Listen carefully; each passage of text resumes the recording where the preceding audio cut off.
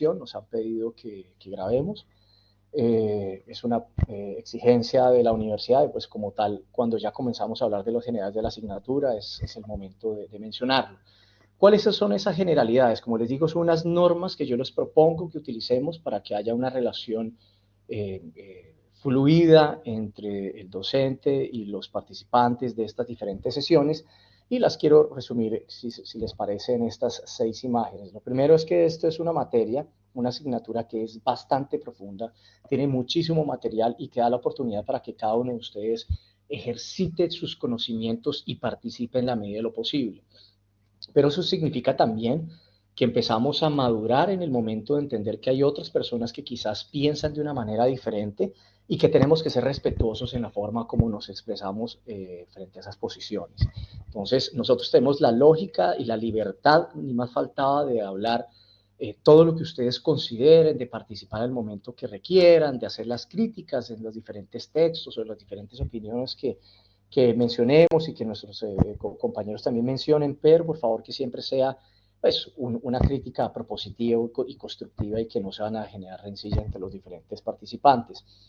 Lo segundo es que hay diversas asignaturas, diversas asignaciones, diversas evaluaciones durante el desarrollo de la asignatura, lo vamos a hablar a continuación.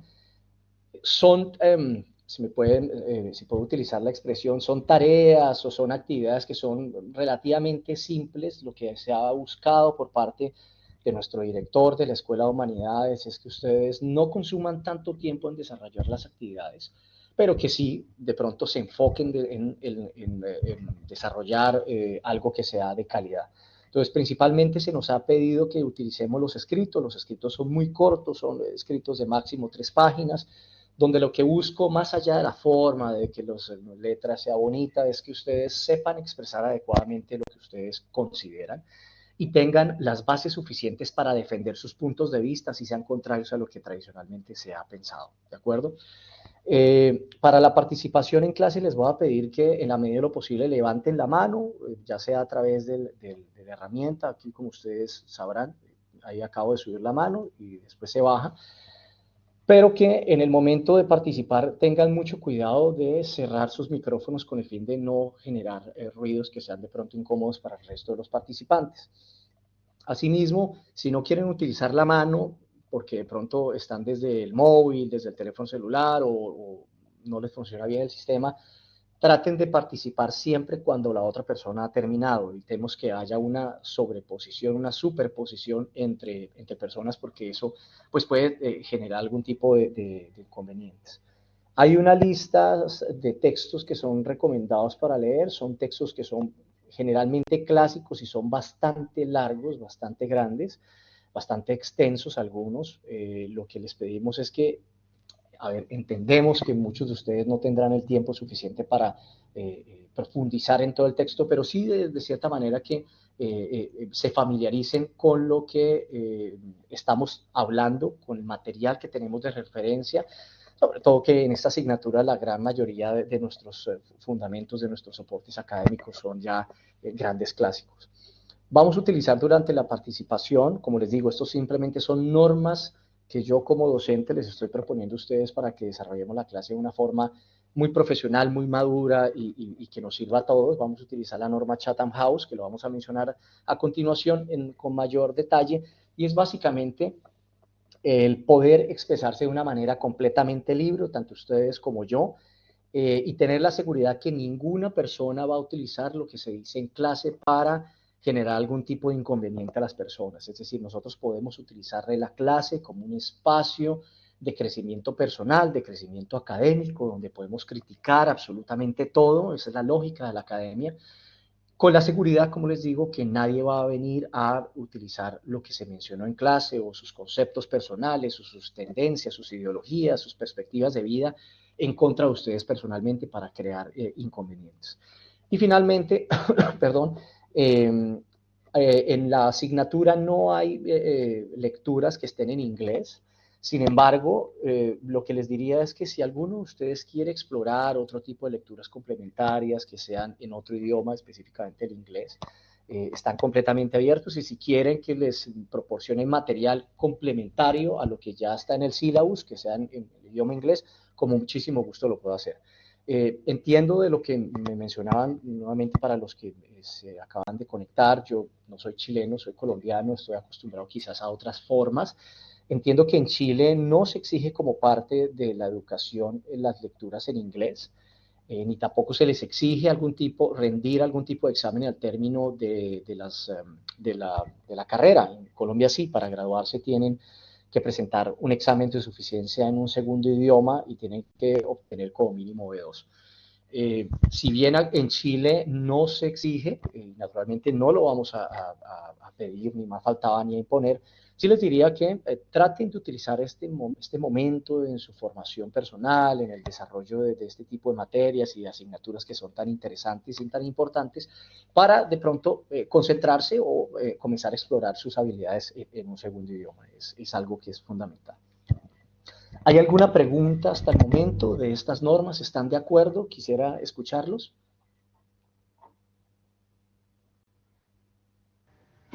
Hola, profe, por mi parte, ¿todo bien?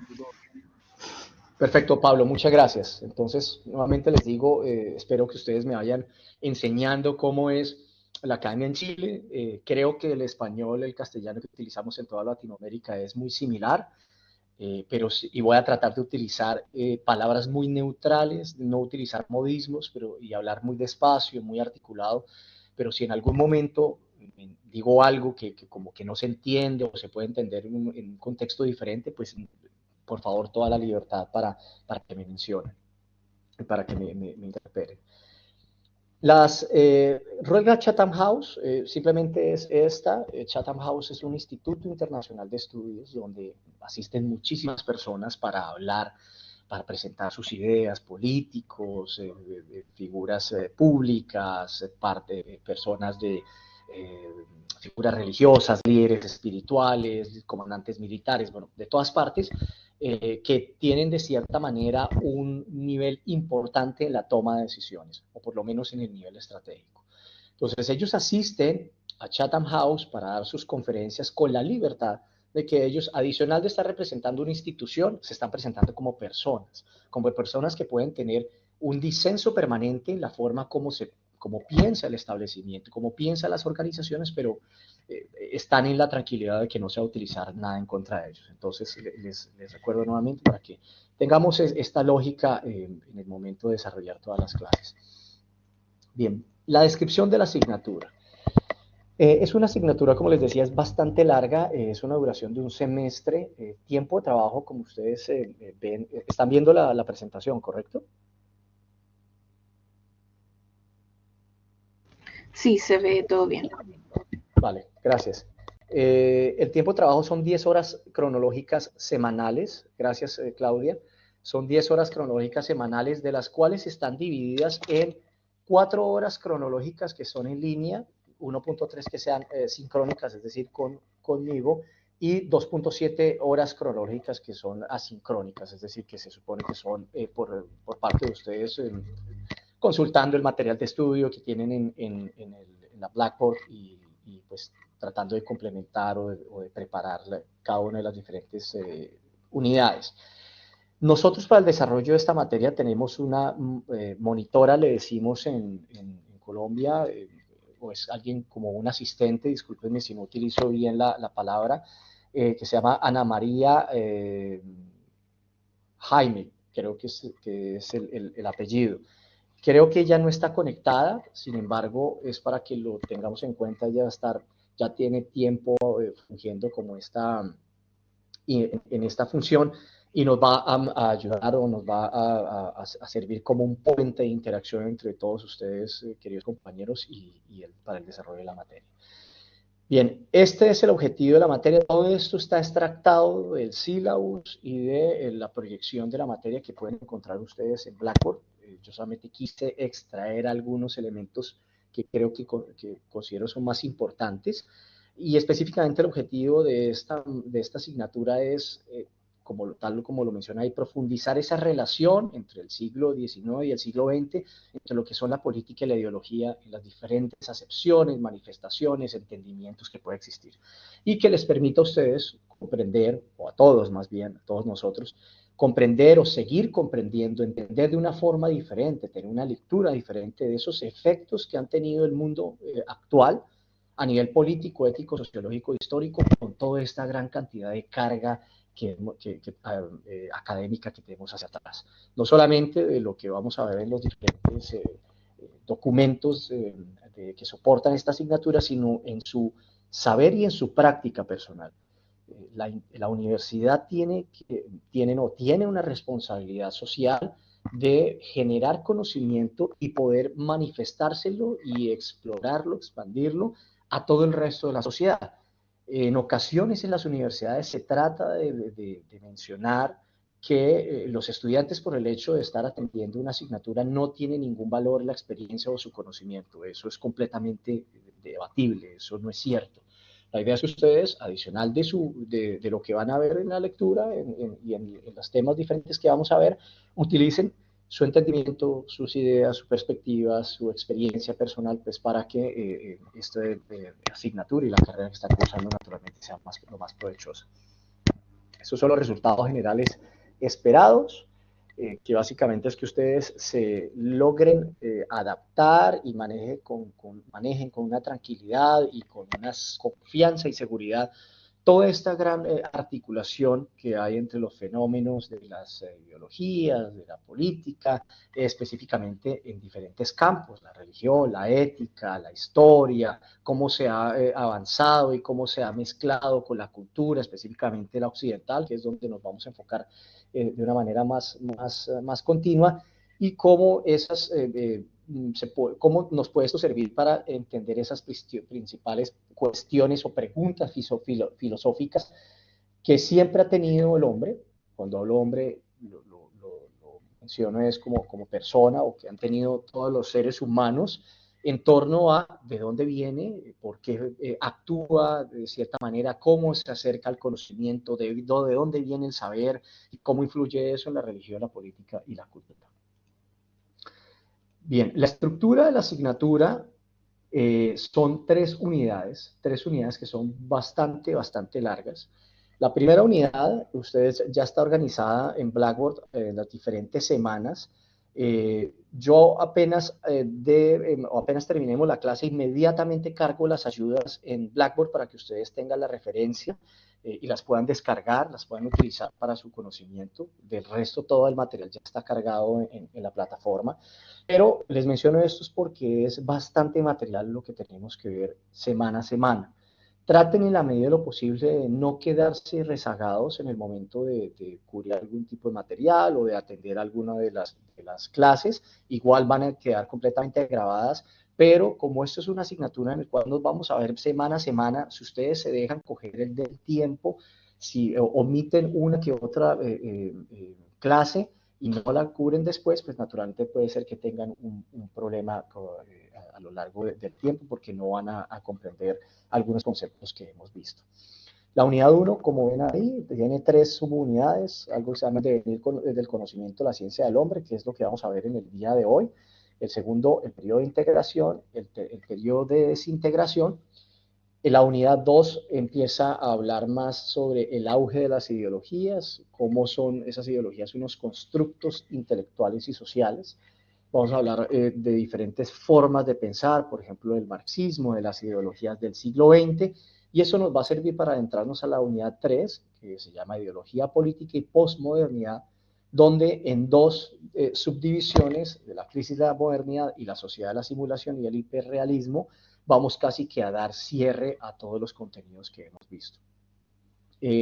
Lo que me han mencionado, ya que estaba yo hablando acerca de la necesidad de que ustedes estén, si no pueden atender a la clase, por lo menos de que vean las grabaciones que van a quedar todas completamente disponibles, es que nos han dado la instrucción que hay que tomar la asistencia de las personas a las clases. Es entendible que algunos de ustedes no podrán asistir. De todas formas, pues aquí estamos viendo cuántas personas están conectadas. Si no pueden asistir, por favor, asegúrense de ver la lectura, la presentación al día siguiente o en los días que sean siguientes. Y si es necesario, envíen un correo si es que han tenido algún tipo de inconveniente para que no se les marque la inasistencia.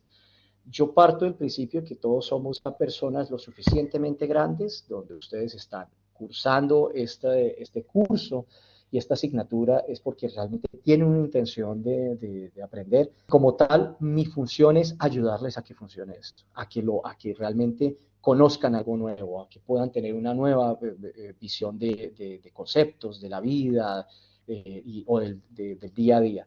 Entonces, yo no planeo andarlos molestando con el tema de la asistencia, pero sí comprendan que es una de las exigencias que hay por parte de la universidad. Entonces, les pido, por favor, traten de asistir en la medida de lo posible. Si no lo pueden hacer, envíenme un correo, ven la presentación, descargan las ayudas y tratan de cubrir el material en su tiempo disponible para que lleguen preparados para la siguiente sesión. Bien, vamos a la parte quizás lo más incómodo, que es el sistema de evaluación. Son 6 notas en las cuales está estructurado la materia, la asignatura. Hay, si se dan cuenta, 3 talleres sumativos de 10%. Hay una evaluación, bueno, hay 12 evaluaciones solemnes de 30% cada una y hay un foro de participación del 10%.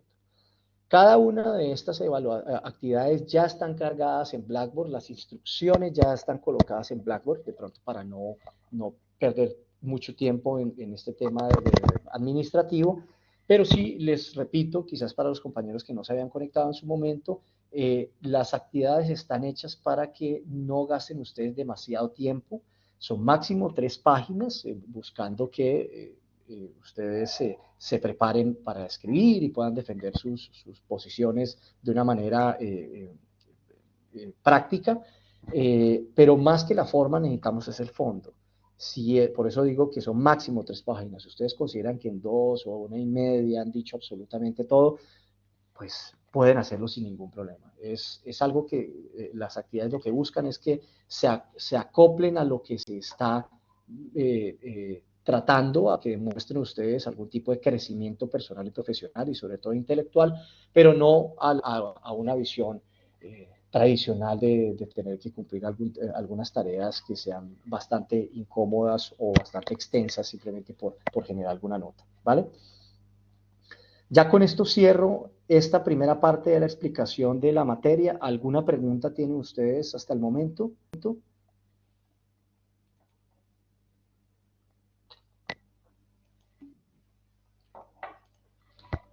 No, profe, claro por acá. Perfecto, Tomás. Muchas gracias, Analicia. Antes de comenzar en la materia, quisiera dar 2 anuncios, lo que llamamos anuncios parroquiales, anuncios administrativos. Lo primero es que el día 20, a ver, está cargando, el día 26 de marzo, miércoles 26 de marzo, prácticamente en 2 semanas, nuestro director de la Escuela de Humanidades, Eduardo Hodge, va a hacer la presentación virtual, una charla online de su último libro que se llama Antiterrorismo y Contraterrorismo en América Latina. Son unos estudios de caso en Argentina, Brasil y México, específicamente sobre el terrorismo global. Esta es una actividad que es completamente abierta para todos los que quieran participar. Naturalmente están cordialmente invitados como estudiantes. Entonces, sería bueno que si a ustedes de pronto alguno de ustedes no le puede interesar demasiado, quizás tienen algunos amigos, familiares que quisieran participar o que les llame la atención, entonces están cordialmente invitados. Y la segunda aviso parroquial es este que les quiero mostrar, es que la Universidad Gabriela Mistral, vamos a tratar de aumentar. Ahí se ve mejor. La Universidad Gabriela Mistral está lanzando un concurso de becas para cursar la maestría en estudios de la sociedad.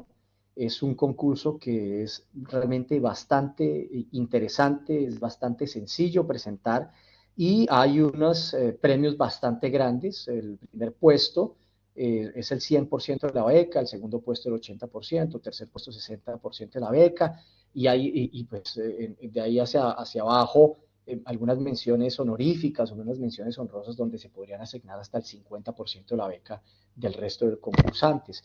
Realmente lo único que tienen ustedes que hacer es un escrito. Tienen que hacer es un ensayo acerca de unos temas, máximo de una página. Entonces, realmente es una gran oportunidad para todos aquellos que de pronto les interese avanzar o tomar este tipo de cursos y o que conozcan a alguien de sus familiares que pueda también interesarse. Bien. Ok, entonces ya vamos a comenzar en materia.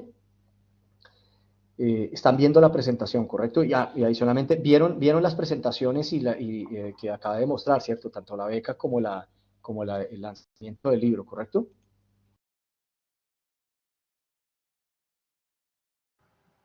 Sí, profe. Perfecto, bien. Sí, profe, se Entonces, veía pegado. vale, muchas gracias.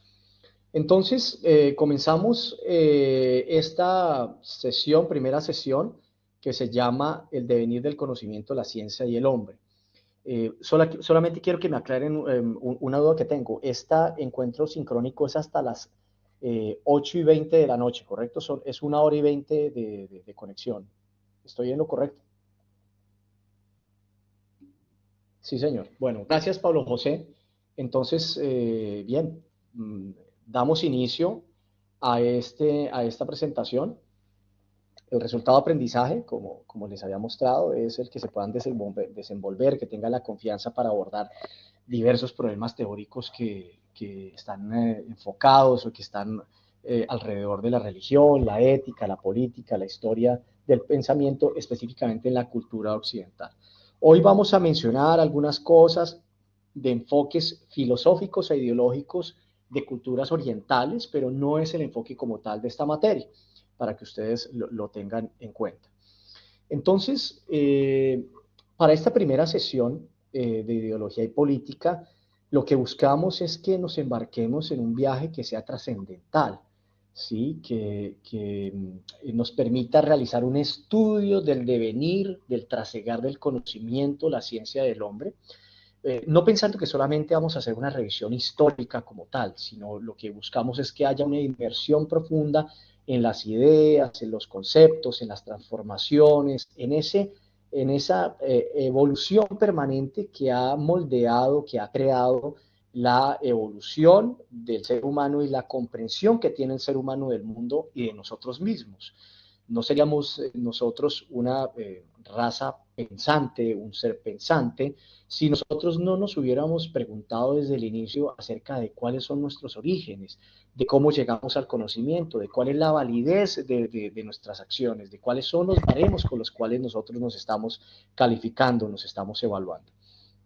Es así como espero que a lo largo de toda esta asignatura podamos lograr llegar a una comprensión de esos desafíos, esas oportunidades que enfrentamos en el presente y en el futuro, y que nos proporcionen a todos los que hacemos parte de esta asignatura, diversas herramientas para que se pueda hacer un análisis crítico de todas esas ideas que compiten por nuestra atención. O sea, hoy en día hay muchas formas diferentes de pensar y dependiendo de qué tanto somos afines o no a ellas, es el sistema con el cual nosotros estamos tomando las decisiones en la vida, o por lo menos que nos estamos guiando en el día a día, en la percepción de la realidad y la interacción que tenemos con las otras personas.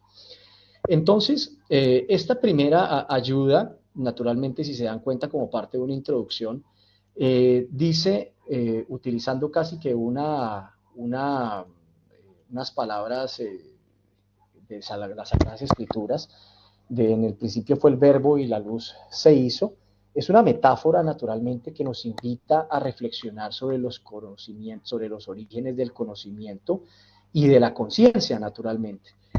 Porque al decir, si separamos esto en dos cláusulas, en el principio fue el verbo, pues se sugiere naturalmente que fue la palabra, el lenguaje, esa forma como nos comunicamos y cómo interactuamos como una pieza fundamental para la creación y la comprensión de la realidad.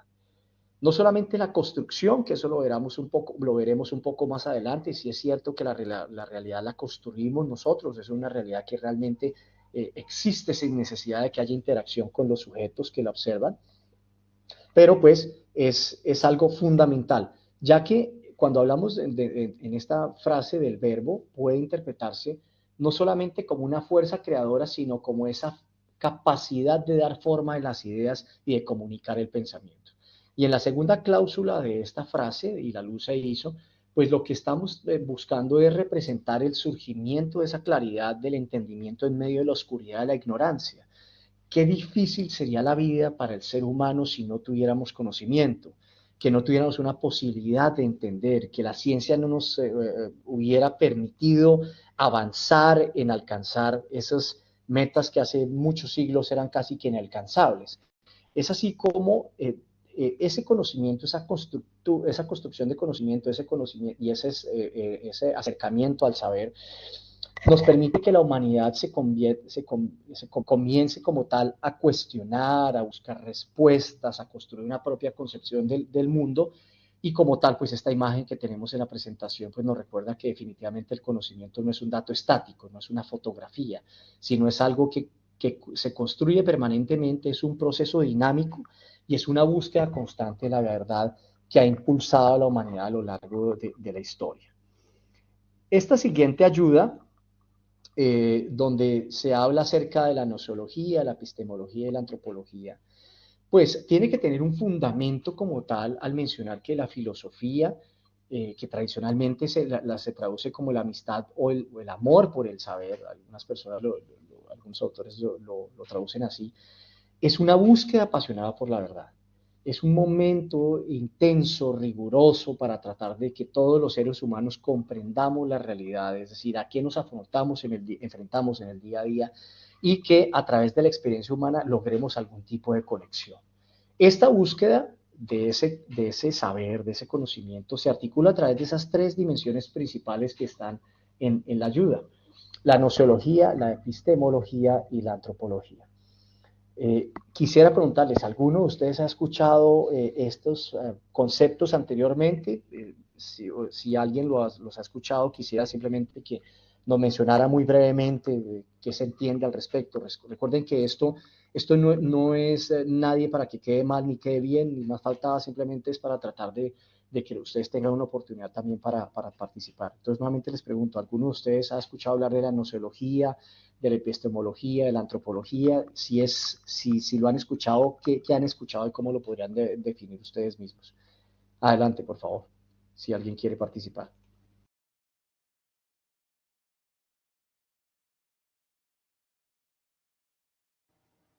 Yo, profe, más o menos me acerco más a la epistemología, como que es el estudio, bueno, ahí dice estudio de la ciencia, pero también en el ámbito literario, como lo epistemológico, como el estudio de los términos, de las palabras, de la búsqueda de, no sé si de la raíz de las palabras, pero la terminología es lo que se quiere decir.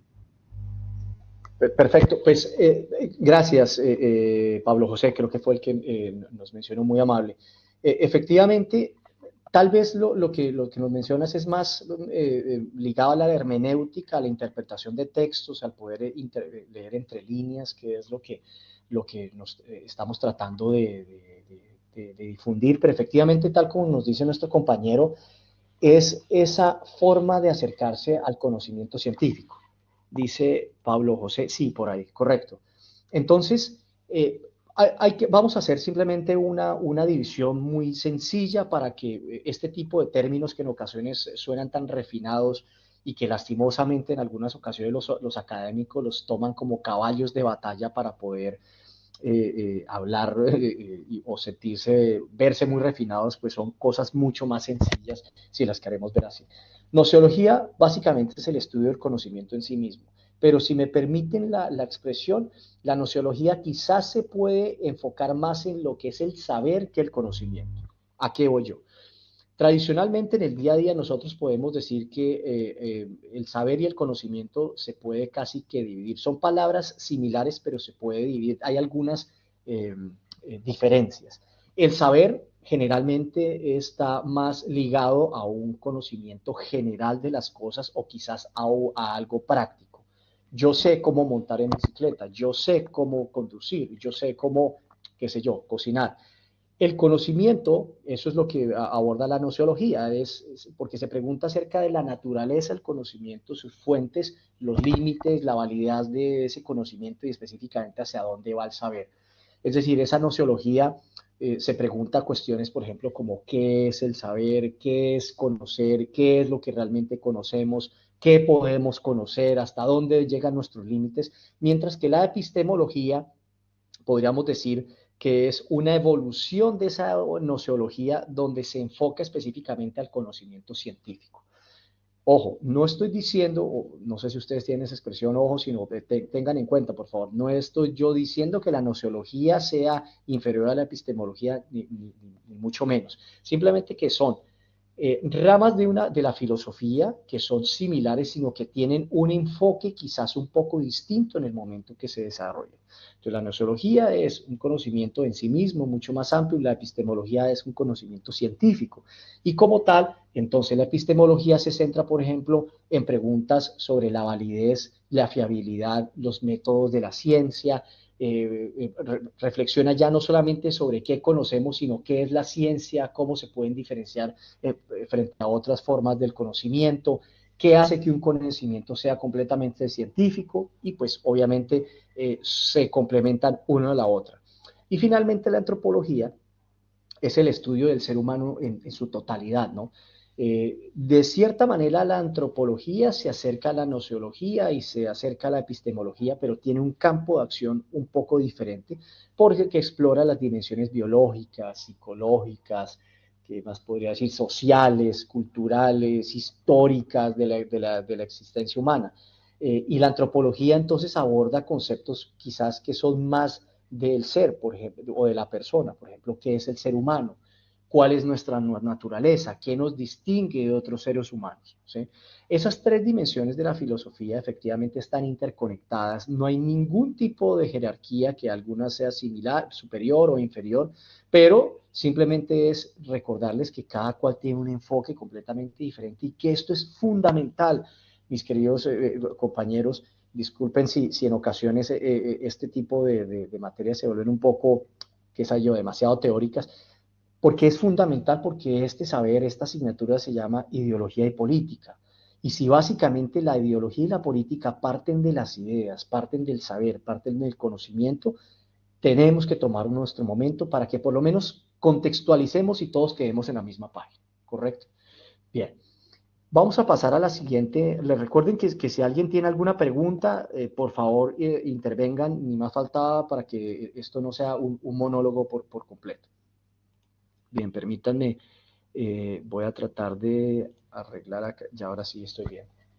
Bien, entonces esta nueva ayuda que habla acerca del realismo y del idealismo, nos está ya quizás poniendo en una forma muy práctica la evolución que ha tenido la ideología y que después va a fundamentar la política a lo largo de toda la historia. Es decir, a lo largo de toda la historia de la filosofía, dos posturas principales se han casi que dominado el debate. No son las únicas, pero son las casi que principales. Lo que podemos denominar el realismo y el idealismo.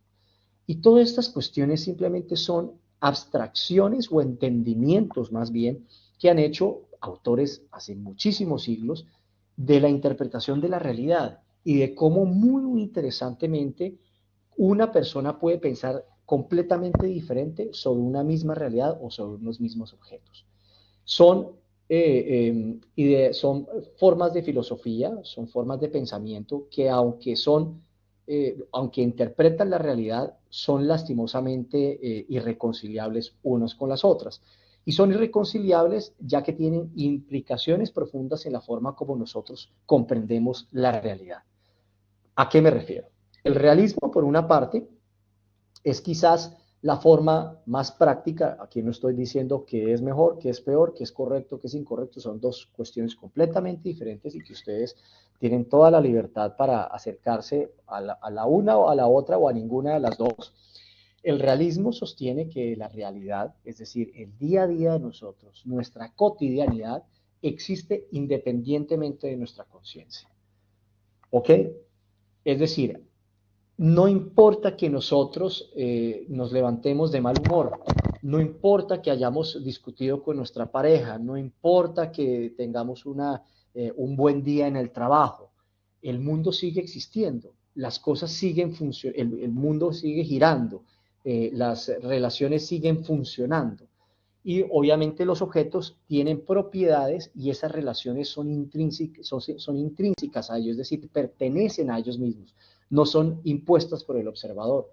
Si nosotros, qué sé yo, decidimos no hacer una tarea, ¿sí? Que tenemos en el trabajo o nuestras labores, el mundo va a seguir funcionando. El colectivo va a seguir pasando, el subte va a seguir funcionando, o sea, no, ese tipo de realidades no varían dependiendo a la percepción o a la posición que tenga el observador de los objetos, sino son completamente independientes. Y ese realismo es bastante particular porque enfatiza la importancia de esa experiencia sensorial y la observación empírica como fuentes de conocimiento. Es decir, es la forma como nosotros entendemos el mundo, como quizás en una forma de método científico, si nosotros queremos saber cómo funciona algún tipo de elemento al cual estamos desacostumbrados, cómo funciona un celular nuevo, un móvil nuevo, cómo se conduce una maquinaria que nosotros nunca hayamos visto, solamente a través de la observación y de la utilización de esas conclusiones de la realidad, de lo que hemos observado, es lo que nos va a permitir llegar al conocimiento. Tal como les mencionaba, eso no significa, de acuerdo al realismo, que si nosotros consideramos que esa maquinaria nueva que queremos aprender a utilizar o a manejar no funciona para nada, la maquinaria va a dejar de funcionar. La maquinaria va a seguir existiendo, va a seguir funcionando. Obviamente me estoy yendo, disculpen los ejemplos, estoy yendo al extremo pues para tratar de hacer amena la charla. Entonces, pensadores tradicionales históricos, por ejemplo, como Aristóteles y como Santo Tomás de Aquino, son representantes claves de esa tradición. Recuerden que este tema de ver para creer, ¿no? Porque efectivamente yo tengo que tener una relación y una percepción directa con los objetos y con la realidad para que a través de esa observación yo pueda tomar decisiones y pueda generar algún tipo de evolución en mi conducta o en mi conocimiento. El idealismo, por el otro lado, recuerden que son irreconciliables, postula que la realidad de cierta manera es una construcción de la mente. Es decir, que esas ideas, y cuando hablo de la mente, es esa interacción que nosotros tenemos permanentemente entre las ideas, la conciencia, nosotros como sujeto pensante, las demás personas de un grupo social, ¿sí? Juegan un papel fundamental en la configuración de la intuición y las estructuras mentales para construir conocimiento. Es decir, no es simplemente lo que exista de una forma casi determinística, una forma muy positiva, de cómo se nos presenta la vida las cosas, sino nosotros cómo los entendemos esos objetos y cómo a raíz de nuestro entendimiento podemos darle diversas nuevas, podemos generar un nuevo conocimiento o un nuevo saber acerca de cómo nos vamos enfrentando en el día a día. Entonces, por ejemplo, Platón, Descartes y Immanuel Kant son figuras centrales en el desarrollo de ese idealismo porque le da una posición un poco más importante y más reverencial al sujeto que está observando que al objeto que es observado, ¿correcto? Entonces es dos posiciones que son, como les digo, no son complementarias, son irreconciliables, generan un debate continuo a lo largo de la historia de la filosofía y que continúan siendo relevantes en la actualidad porque dependiendo de cómo las personas interpretan esa realidad y cómo creen que llegan a ese conocimiento, es que toman decisiones, tienen ideas, siguen ideales y finalmente toman decisiones políticas como sujeto político que somos todos los seres humanos. En este momento quisiera preguntarles, ¿alguien quiere participar? ¿Alguien tiene algún aporte, algo para que nos comparta al resto de compañeros, por favor?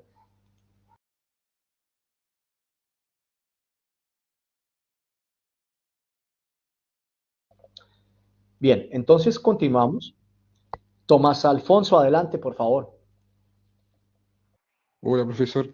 Quería hacerle una más que nada corroborar la información. Realismo entonces se está refiriendo justamente a lo que dice ahí, que es que los objetos tienen realidad independiente del conocimiento y el idealismo sería lo de abajo, lo de Platón, René Descartes y Kant, que el mundo exterior existe por cuenta de un sujeto pensante.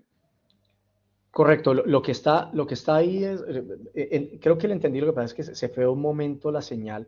Entendí que me estaba preguntando que si es el realismo es lo que está, positivismo es lo que está arriba, realismo, perdón, y idealismo es lo que está en la parte de abajo, ¿correcto? Correcto, sí. Sí, efectivamente. Realismo es lo que está en la parte de arriba. Aceptamos, realismo es aceptamos que los objetos tienen realidades independientemente del conocimiento. Y el idealismo es lo que está en la parte de abajo. Creemos que el mundo exterior existe por cuenta de un sujeto pensante. ¿Sí? Entonces, si se dan cuenta, es la importancia mayor o menor que tenga el objeto que está siendo observado, que está siendo estudiado para que nosotros generemos conocimiento, y segundo, la importancia mayor o menor que tenga esa persona que está observando, ese sujeto que está haciendo la observación. ¿Vale? Ok, profesor, queda más que claro. Y en Vale. última consulta, quería consultarle, me estaba acordando de respecto al absolutismo. ¿Tiene que ver con el idealismo respecto a esto de que solamente soy yo quien existe y el mundo existe porque solamente yo existo? ¿O ahí es otra rama de otra cosa, nada que ver? El absolutismo es una forma de pensamiento también. Lo que pasa es que todo este tipo de acepciones tienen diversos entendimientos, ¿no? Son ciencias sociales. El absolutismo puede tener una corriente desde la ciencia política, como puede tener una corriente desde la misma filosofía, ¿sí? Ese absolutismo, como lo dice nuestro compañero, lo que busca es establecer la importancia de la persona, del ser humano que está generando la observación hacia afuera. Es decir, como decía nuestro compañero, solamente el mundo existe es porque yo lo estoy percibiendo de cierta manera, o realmente es al revés. Yo existo es porque el mundo está funcionando de determinada forma y yo lo único que tengo que hacer es casi que cumplir lo que se me está presentando en el día a día, ¿correcto? Entonces, tanto realismo como idealismo son acepciones que pueden contribuir a esa percepción, pero pues el absolutismo como tal es como por no enredar la discusión, es una lógica que puede ser que absorba o que se alimente de una posición de cualquiera de estas dos.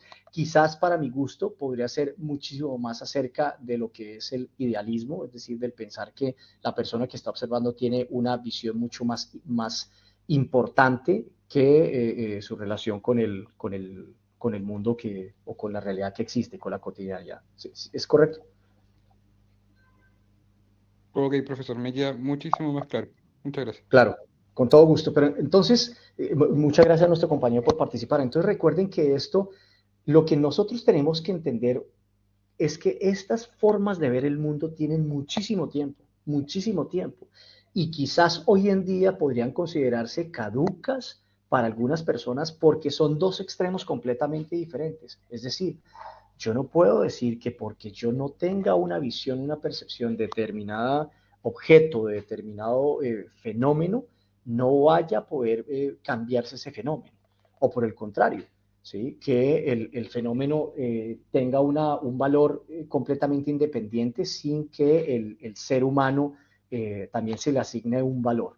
Entonces son ideas muy tradicionales, muy históricas, que les repito, no es que sea correcto o incorrecto, simplemente son formas de ver la vida y con la cual nos tenemos pues, que enfrentar, ¿no? Es una forma de ver de cómo nos podemos enfrentar a la cotidianidad.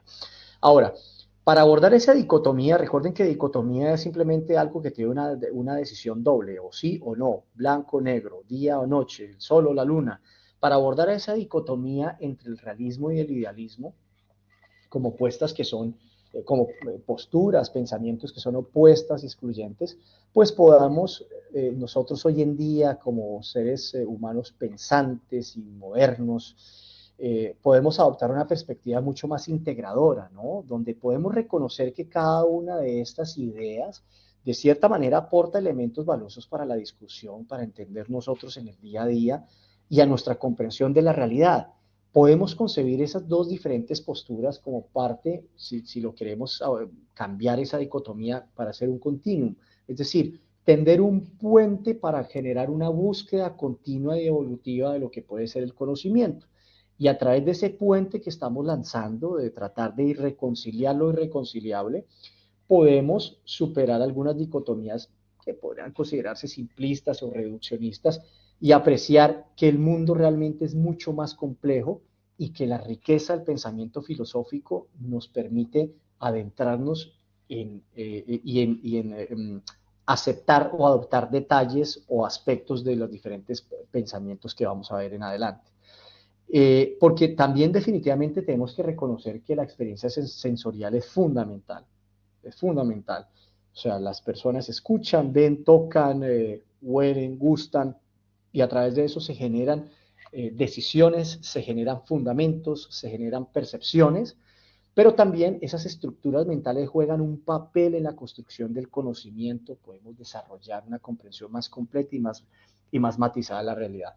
La intención, mis queridos amigos y amigas, es que nosotros logremos entender que los extremos son siempre bastante confusos, que si nosotros no entendemos que quizás mezclando las diferentes acepciones de una idea podemos llegar a un entendimiento común, estamos realmente perdidos como raza, como seres humanos. ¿Sí? Y es precisamente esas grandes polarizaciones en los pensamientos, porque no solamente si bien el idealismo, como les mencionaba, y ese realismo son irreconciliables, si nosotros lo traemos al día a día, a nuestra vida cotidiana, pues podemos entender que si las personas se rigen por los polos solamente, es donde no van a permitir que haya un disenso en la sociedad, donde no van a permitir que el otro piense de una manera diferente, donde no va a haber posibilidad para que haya una integración, para una equidad, para una igualdad, sino simplemente las cosas son así porque yo lo estoy diciendo y porque así es que a mí me parece toda la vida tiene que ser así y el resto no me funciona. Entonces eso es algo bastante complicado y es lo que nosotros queremos aquí tratar de discutir para alejarnos acerca de este tipo de dificultades. Ahora, dentro de eso pues llegamos nosotros a lo que se podría decir, ya entramos a avanzar de una manera mucho más rápida acerca de esos diversos periodos que podemos tener que han desarrollado esas formas de pensamiento sobre la realidad, esa nociología, esa epistemología, esa antropología, de cómo los seres humanos entienden la realidad, de cómo desarrollan conocimiento y de cómo generan un nuevo saber, un nuevo conocimiento, un nuevo entendimiento de su día a día a través de la interacción de lo que están viviendo, ¿no? Y específicamente eso es lo que hemos denominado, tal como lo ven ustedes ahí, el periodo integrado. Y para esto podríamos comenzar diciendo, a ver, que quizás la historia de la filosofía occidental se despliega a través de un periodo integrado, por eso se llama periodo integrado, que abarca desde la filosofía griega hasta la filosofía escolástica, ¿sí? Escolástica ya de mucho tiempo más adelante. Y este periodo amplio se caracteriza por una unidad generalmente de comprensión del mundo que une al hombre con un orden trascendente, es decir, con un ser creador, ya sea independientemente de una ascendencia politeísta o judeocristiana. Es decir, durante ese periodo de integración, la mayoría del pensamiento, como ustedes recordarán, cuando cursaron su colegio, la escuela, el bachillerato, la secundaria, es que durante ese tiempo generalmente todo se enfocaba en el poder de Dios que había creado el mundo para los seres humanos y que ese conocimiento, una pieza muy importante de ese conocimiento era la relación o el entendimiento de lo que nosotros como seres humanos pudiéramos tener de Dios o de ese creador. Aquí recuerden que no estamos hablando ni más faltaba de alguien que crea o no crea en Dios o en alguien superior, eso es algo completamente independiente, estamos hablando de que los seres humanos han vivido a lo largo de todo ese tiempo.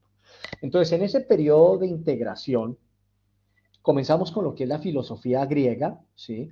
Como lo ven ustedes ahí, desde los presocráticos que buscaban los principios subyacentes del cosmos, es decir, de dónde habíamos generado, hasta los grandes sistemas de pensamiento y de filosofía como de Platón y de Aristóteles, esa filosofía griega como una primera etapa de ese periodo integrado, exploró grandes cuestiones fundamentales sobre el ser, sobre el conocimiento, sobre la ética y sobre la política.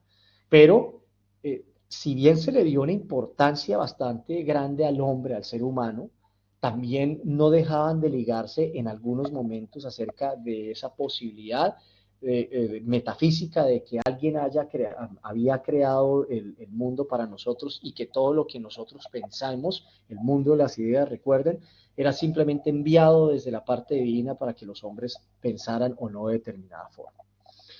Después viene la parte de la filosofía, un segundo periodo que es, o una segunda parte más bien, una segunda etapa, la filosofía romana. Recuerden, los romanos casi que reciben ese legado, son herederos de esa cultura tan rica griega y difunden y adaptan el pensamiento filosófico con figuras tan importantes como Cerón, Séneca, Marco Aurelio.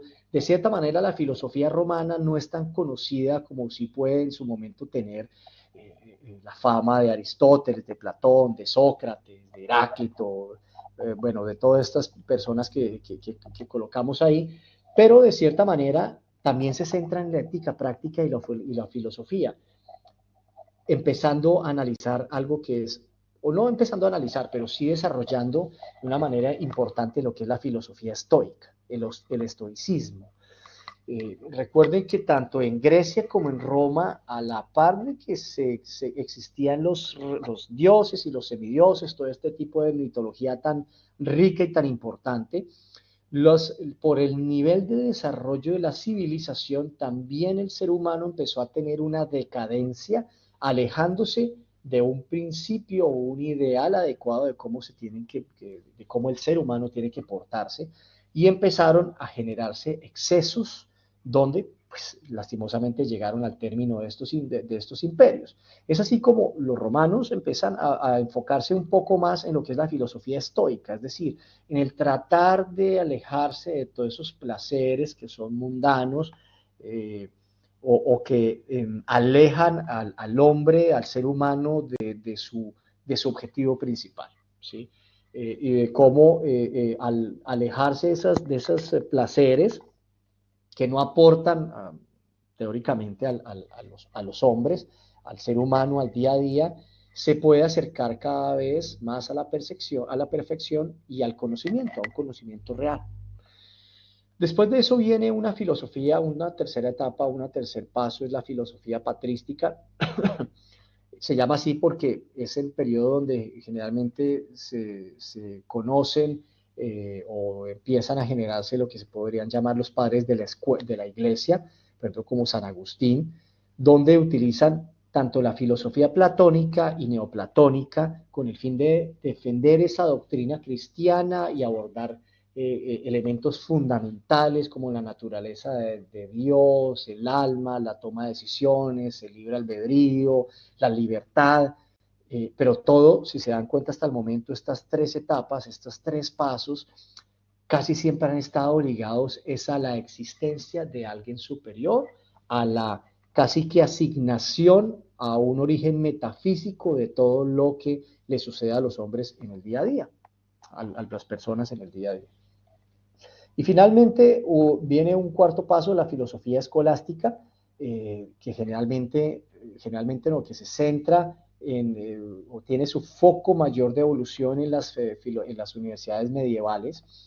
Los escolásticos, dentro de muchos quizás el más importante o el más famoso, Santo Tomás de Aquino, buscan de cierta manera empezar a alejarse un poco de esos dos extremos, es decir, de solamente creer que el mundo funciona a través de la fe y que se aleja de la razón y viceversa, sino que tratan de reconciliar esos dos conceptos. Por un lado, la fe, el creer en un ser superior, el creer en Dios, el creer que haya una vida más allá de la actual, donde haya unas reglas de comportamiento establecidas por unas divinidades, y por otro lado, la razón, que es la forma como los hombres y las personas, el ser humano, se comportan o toman decisiones basadas en su percepción y en su proceso de conocimiento personal, ¿ya?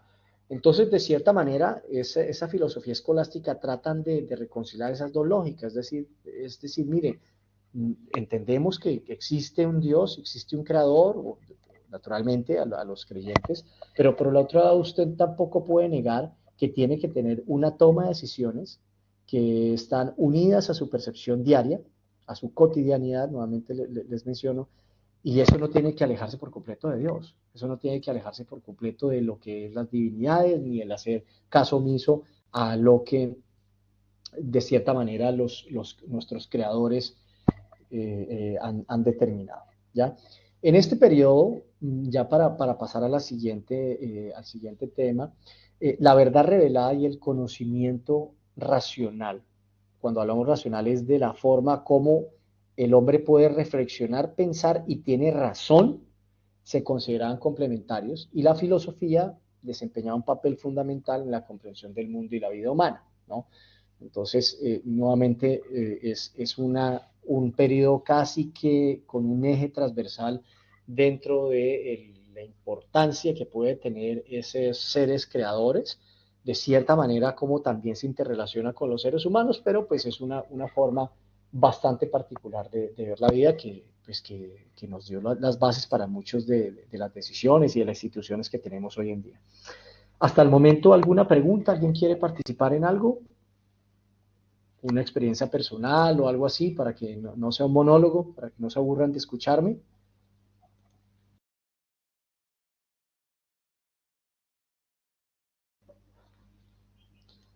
Bien, entonces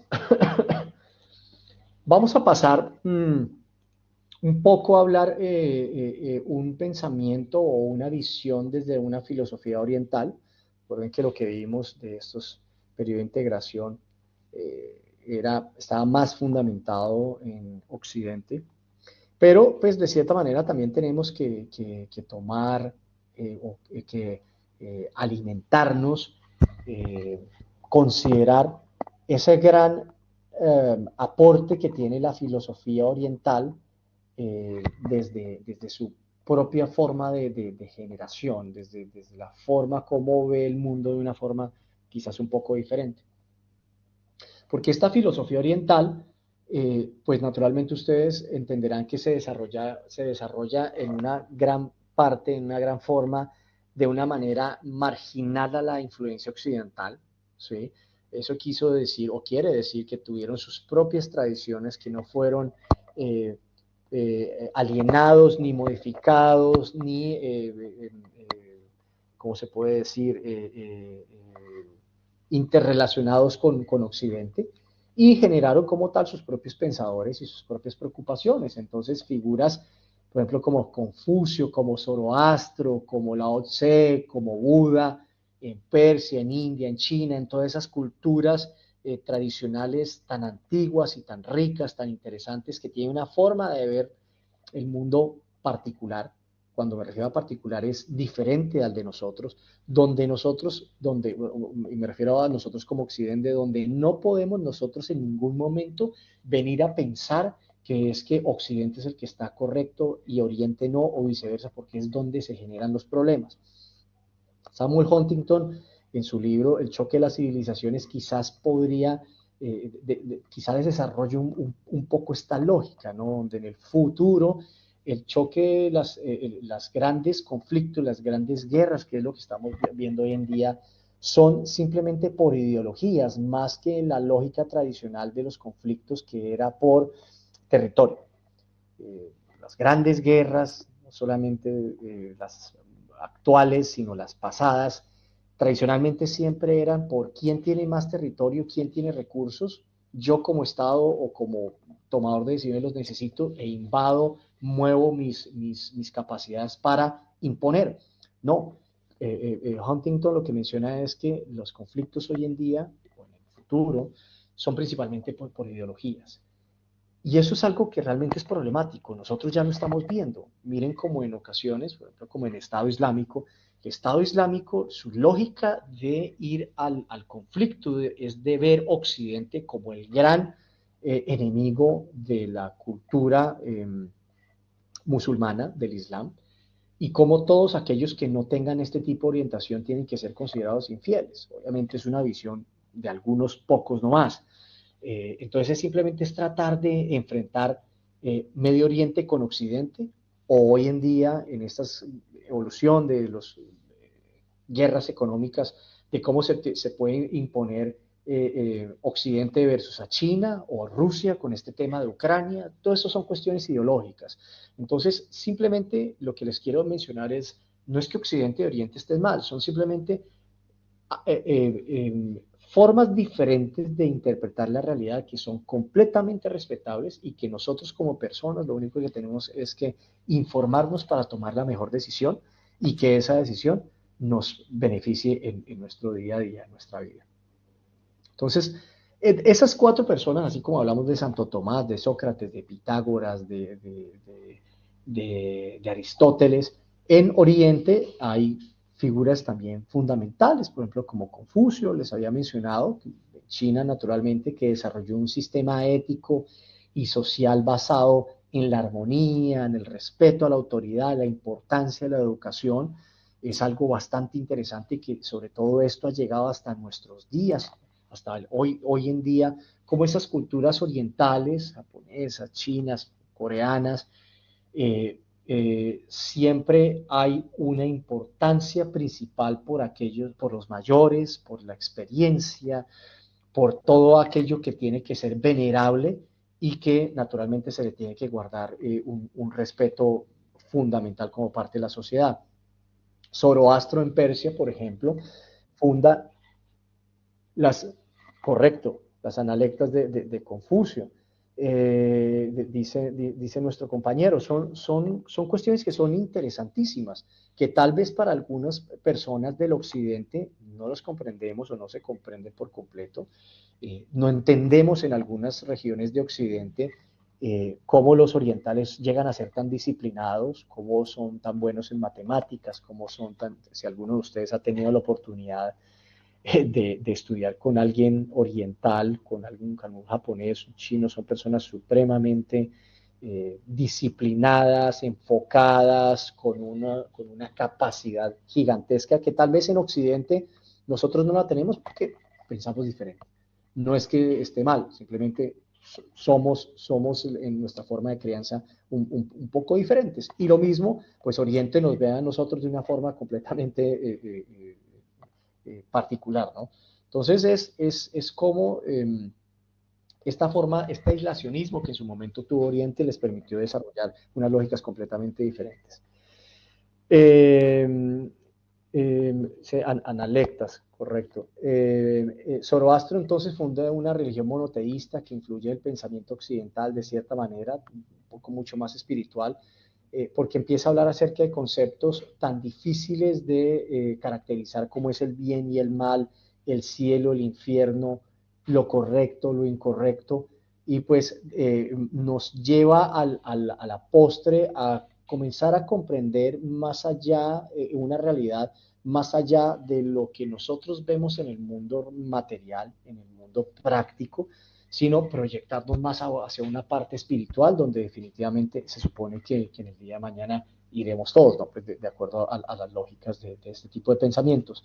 Lao Tse, por ejemplo, en China, que también se considera como un fundador del taoísmo, y que enfatiza como una forma filosófica la importancia de la naturaleza, de esa interrelación con los seres y con el medio ambiente, con la armonía, que exista un equilibrio para que haya un balance perfecto en nuestras vidas, el alejarse de los extremos, de los vicios.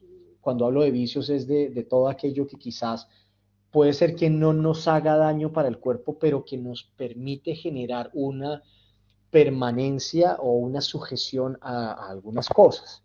El teléfono celular, o como les digo, no puede, tradicionalmente los vicios se entienden como si fuera algo negativo, como sí, el licor, el cigarrillo, el juego, bueno, otro tipo de cosas, pero también hay algunas costumbres que pueden considerarse vicios, ¿sí? Por ejemplo, el dormir poco, o qué sé yo, el estar permanentemente en contacto a través del teléfono celular, bueno, entonces, o al abstraerse de la realidad, todo este tipo de cuestiones podrían considerarse vicios porque de cierta manera generan un desbalance en nuestra propia vida y no nos permite interrelacionarnos con el resto de personas.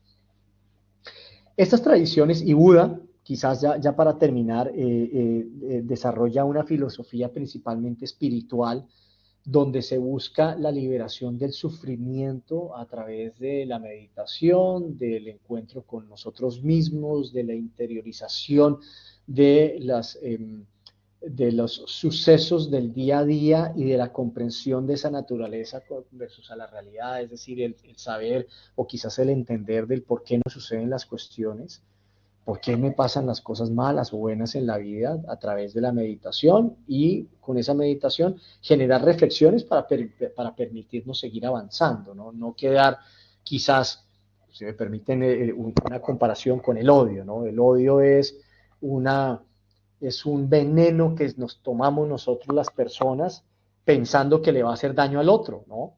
Entonces nosotros odiamos a los demás porque al mundo, al jefe, a las situaciones, porque nos está pasando tal cosa y nosotros nos llenamos de odio pensando que a los demás, a los que les queremos transmitir odio, a las situaciones que les queremos transmitir el odio, van a sufrir las consecuencias. No, el odio nos lo tenemos que, sufrimos las consecuencias nosotros mismos. ¿Por qué les digo eso? Porque es solamente a través de la interacción del entendimiento y la meditación dentro de esta lógica oriental, es que lo que nos sucede en el día a día, bueno o malo, nos permite avanzar, nos permite tener mayor conocimiento y nos permite sobre todo ser mucho más sabios hacia el futuro. En estos últimos 4 minutos, quisiera simplemente mencionar muy rápido de cómo en la Grecia antigua esas divinidades, esas deidades generados o representados, por ejemplo, tal como está acá en Zeus, que representa a los dioses, como uno de los dependientes de Cronos, es simplemente una forma de pensar, una cosmogonía en cómo se estructura la razón o de dónde viene el origen de todo lo que nosotros como seres humanos no conocemos. Y es que, como les mencionaba hace unos minutos, todo este periodo tiene una particularidad que se le da una mayor relevancia a ese espacio metafísico, alejándose de cierta manera un poco en la búsqueda de la realidad o del origen de las cosas dentro de nosotros mismos o dentro de lo que estamos viendo. Es decir, la existencia de esa gran cantidad de dioses y semidioses, por ejemplo, en la mitología griega y romana, era para tratar de dar explicación a todo aquello que nosotros no podemos entender en el día a día. Hay una metáfora muy interesante. Piensen ustedes que en una isla yo creo que ustedes han escuchado esta metáfora, esta lógica. En una isla bastante alejada viven unos aborígenes que no han tenido contacto nunca con ningún tipo de civilización y hay un naufragio, ¿sí? Un naufragio de un buque mercante, un crucero.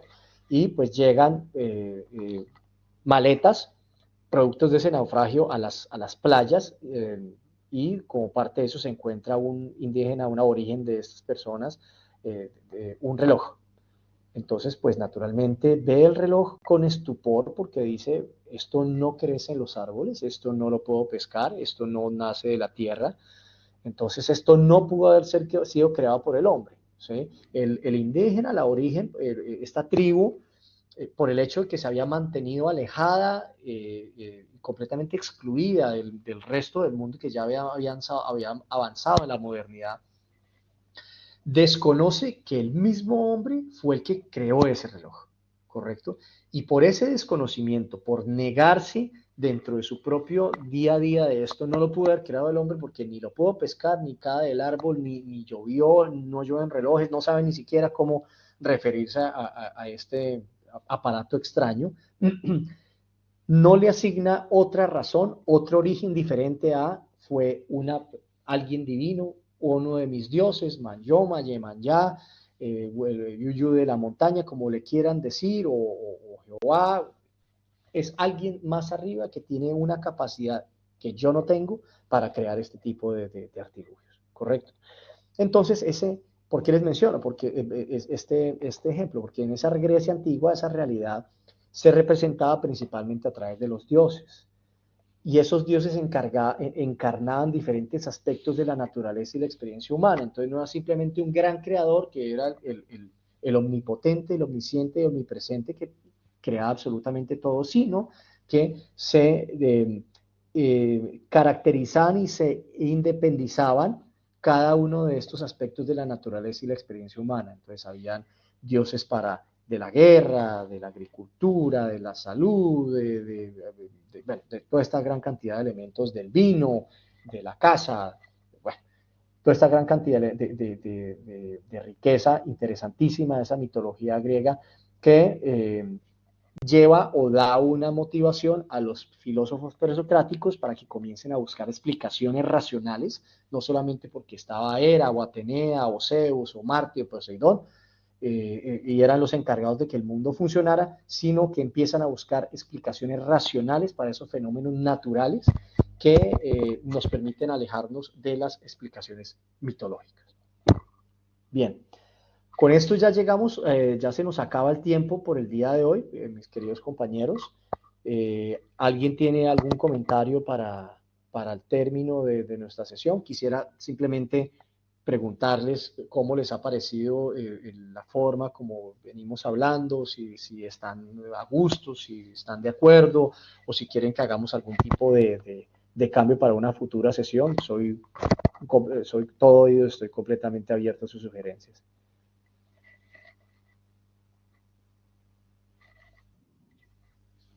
Mariana, adelante, por favor. Sí, profe, una duda. ¿Los textos que tenemos que leer semana a semana ya están los de la semana 1 cargados en la plataforma? ¿Los papers?